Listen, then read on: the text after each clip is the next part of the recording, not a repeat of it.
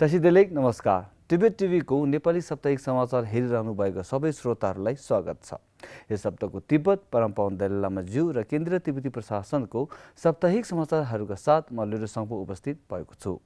सुरु गरौँ यस हप्ताका प्रमुख समाचारहरू संक्षेपमा।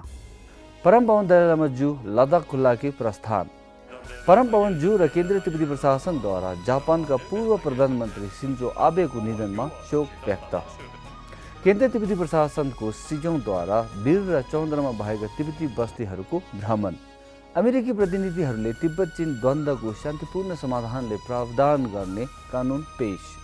जिग्याप रिम्पोछेद्वारा निकोलस पेक्सासँग भेट।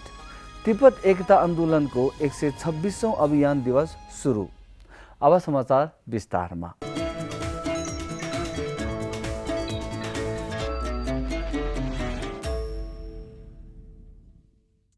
परम्परा दलाइ लामा ज्यू हिजो बिहिबार बिहान धर्मशालास्थित आफ्नो निवासबाट लद्दाख खुल्लाकी प्रस्थान हुनुभएको थियो।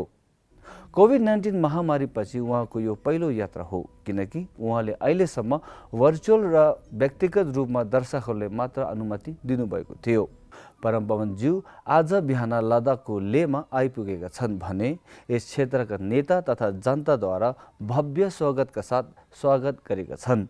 गत हप्ता शुक्रबार जापानका पूर्व प्रधानमन्त्री सिन्जो आबेको आकस्मिक निधनप्रति संवेदना प्रकट गर्दै परम्परा ज्यूले समृद्ध बौद्ध संस्कृति सम्पदा र पहिचान जोगाउने पूर्व प्रधानमन्त्रीको मित्रता र सहयोगको प्रशंसा गर्दै श्री आबेले अरूको सेवामा साँच्चै अर्थपूर्ण जीवन बिताएको बताउनुभयो।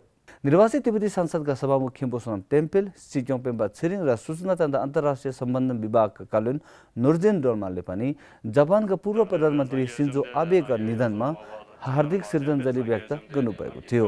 सिजोङ पेम्पा छिरिङको नेतृत्वमा रहेको केन्द्रीय तिब्बती प्रशासनले यस हप्ता सोमबार पूर्व जापानी प्रधानमन्त्रीको दुःखद निधनमा शोक प्रकट गर्न सामूहिक प्रार्थनाको आयोजन गरेको थियो। केन्द्रीय तिब्बती प्रशासनका सिजोङ पेम्पा छिरिङले हिमाचल प्रदेश अवस्थित वीर र चौन्द्र तिब्बती बस्तीहरूको आधिकारिक भ्रमण गरेका थिए। सिजोङले वीर देगे र वीर तिब्बती समाज बस्तीका तिब्बती बासिन्दाहरू र बस्तीमा रहेका विद्यालय र संस्थाहरूको भ्रमण गर्नुभएको छ।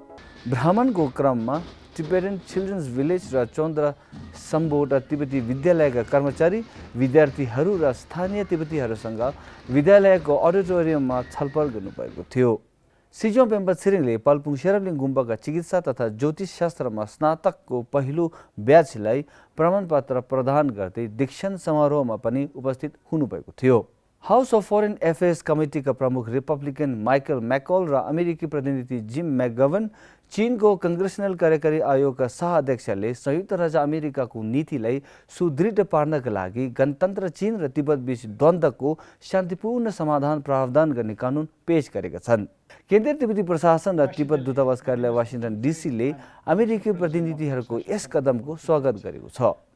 तिब्बत चीन द्वन्द्व समाधानको प्रावधान गर्ने ऐनले चीन र तिब्बत बीचको द्वन्द्वको प्रकृतिलाई सही रूपमा प्रतिबिम्बित गर्दै संवादलाई प्रवर्धन गर्ने लामो समयदेखिको द्विपक्षीय अमेरिकी नीतिलाई बलियो बनाउन खोजेको छ र यो नीति अन्तर्राष्ट्रिय कानुनका सिद्धान्तहरूमा आधारित छ।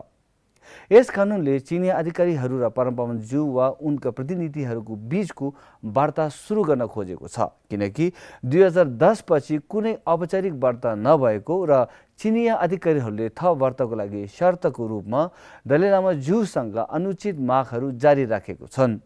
निर्वासनमा रहेका टसिलुम्बु गुम्बाका मठाधीश जिग्याप रिम्पोछे र केन्द्रीय तिब्बती प्रशासनका अन्तर्राष्ट्रिय सम्बन्ध विभागको तिब्बत अधिवक्ता खण्डका प्रमुख डुक्तेन कीले युरोपेली सांसद तिब्बत हित समूहका अध्यक्ष र युरोपेली संसदका सदस्य निकोलस पेक्सासँग केन्द्रीय तिब्बती प्रशासनको नेतृत्वमा 11औं पञ्चेन लामा गिन्डुन छुगी निमाको वकालत अभियानको लागि भेटेका छन्।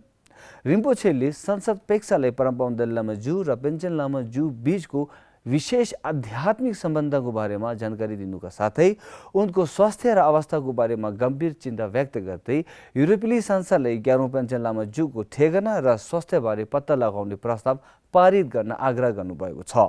तिब्बत ब्युरो जेनेभाका प्रतिनिधि टिनले छुकी र पूर्व प्रतिनिधि छिमिर जिग्जिनले संयुक्त राज्य सङ्घको भवन अगाडि तिब्बतमा स्वतन्त्रता र शान्तिपूर्ण स्थापित गर्न संयुक्त राष्ट्र सङ्घले आह्वान गर्दै तिब्बत एकता आन्दोलनको 126औं अभियान दिवसमा सहभागी हुनुभएको थियो। यो आन्दोलन तिब्बतमा अहिंसात्मक सविनीय अवज्ञाको रूपमा आत्मदाह गरेका र चिनिया शासनमा मारिएका 12 लाख तिब्बती र तिब्बतभित्र बस्ने तिब्बती जनताको सम्झना र सम्मानमा आयोजना गरिएको छ। हस्त आजको लागि नेपाली साप्ताहिक समाचार यति नै। अर्को हप्ता फेरि भेटौँला। टसिदेलेक नमस्ते।